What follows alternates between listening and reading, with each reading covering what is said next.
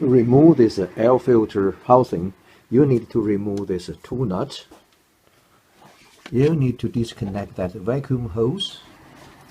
You need to unplug this electrical connector just by pressing two tabs. The two sides, press the tabs.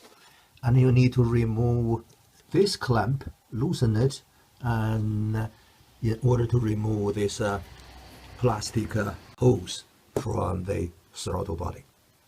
It would be easier to remove the plug if you lifted the air intake housing a little bit up and then press the two tabs, and then you can remove the plug.